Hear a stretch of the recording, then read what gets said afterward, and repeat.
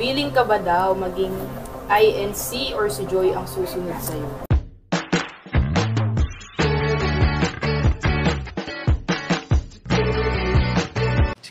Si Kuya Jens, ano yan, reactor natin yan.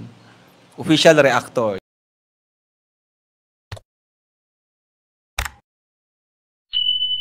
Hello mga kalingap! Welcome back sa aking YouTube channel, this is Kuya Jens. So kung bago ka lang sa aking YouTube channel, huwag niyo pong kalimutang mag-subscribe at click the bell button para like updated sa bago-upload na video. At huwag po natin kalimutang suportahan ng buong team Kalingap sa pangunguna ni Kuya Val Santos Matubang at The End of Vlog at syempre Kalingap Rob. At pakisuportahan din po ang aming mga kasamahan sa buong team Kalingap. Nandiyan ang K-Boys, Kalingap Partners, Kalingap Reactors at lahat po ng charity vloggers sa buong Pilipinas na tumutulong sa mga kababayan natin na lahat may hirap. Supportahan po natin lahat guys. So ngayong araw mga kalingap ay bibigyan po natin ng reaction video ang isa sa pinakamatagal na pong tanong kay Kalingap Dan. Ito po ay patungkol po mga kalingap sa tambalang Dan Joy kay Kalingap Dan and Joy Diwata, kung saan po mga kalingap alam naman po natin mga kalingap na when it comes to religion ay matagal na pong usap-usapan po sa social media yung religion po ni Joy Diwata na alam naman po natin mga kalingap, which is INC. And ang religion po ng kanyang mga naka-love team noon at hanggang ngayon mga kalingap ay matagal pong palaisipan at tanong kung willing ba sila na magpa-convert para lamang maging karapat-dapat para kay Joy Diwata. At yan po ay matapang na hinarap at sinagot ni Kalingap Dan sa interview ng kanyang kapatid, Kalingap Hana Chua. At yun mga kalisuportahan din po natin ang kanyang YouTube channel at ngayon po panonoorin natin yung one-on-one interview po niya sa kanyang kuya Kalingap Dan. At dito po mga kalingap ay meron din ilang mga katanungan, personal at tanong galing sa mga viewers, mga taga-suporta. At isa po dito mga kalingap ang tanong na kung willing bang lumipat ng INC si Kalingap Dan para kay Joy Diwata. Yan po ang ating aalamin at bibigyan ng reaction video. So ano pa yun natin mga kalingap, tara panoorin po natin, bigyan natin ng reaction video in 5, 4, 3, 2. May times ba nung wala pa kami dito sa Daet na gusto mo na bumalik na Manila at itigil na ang pag-vlog? Simula nung nag-vlog naman ako, hindi ko naman naisip na tumigil dahil naramdaman ko yung suporta agad ng mga sumuporta sa atin simula umpisa. Kaya ayun, nagtuloy-tuloy po tayo.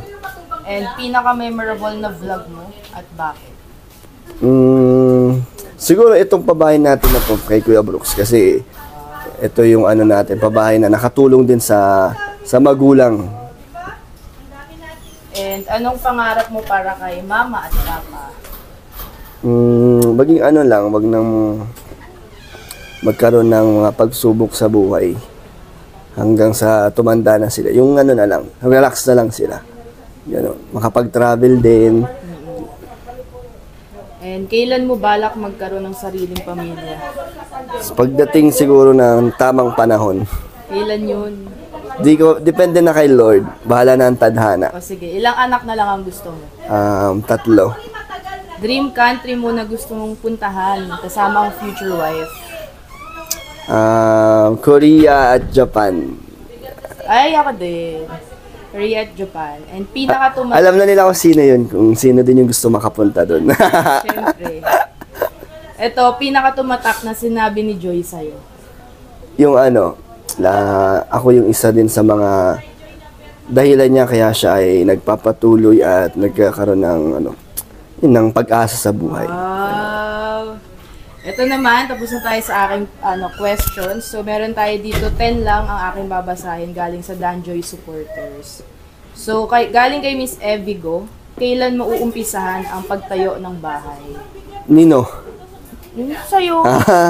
Wala pa akong masyadong na hindi ko pa iniisip yan sa ngayon. Wala pa, hindi ko pa alam. Pero pag nasimulan naman yan, pag ready na, pagkaya na ng natin, budget. So, galing naman to kay Miss Jerry Calas, gaano ka-special si Joy sa'yo? Special siya sa lahat ng bagay, sa mga ginagawa natin, laging part doon si Joy, ganun siya ka-special. And ito naman kay Miss Pepay, anong things in common nyo ni Joy ang nagustuhan mo? Yung pagiging hindi basta-basta pumapatol sa mga negatibong tao. Yes, and ito kay Miss Cha Nobleza. Kaya mo ba mag-antay kay Joy hanggang makatapos siya sa school? Oo naman, yun na nga ang ginagawa natin ngayon, sa antayin at tulungan makatapos si Joy. And kay Miss Flora Borromeo, anong nararamdaman mo nung niyakap ka ni Joy? Masaya kasi matagal kaming huling nagkita at naramdaman ko yung pagka-miss ni Joy sa pagyakap niya. And kay Miss Gandang Losyang, nag-I love you ka ba kay Joy off cam? Secret na yun. Ito kay Mr. Ronaldo Junicio, willing ka ba daw maging INC or si Joy ang susunod sa'yo? Sa ganyan sa religion ay hindi muna namin pinag-uusapan.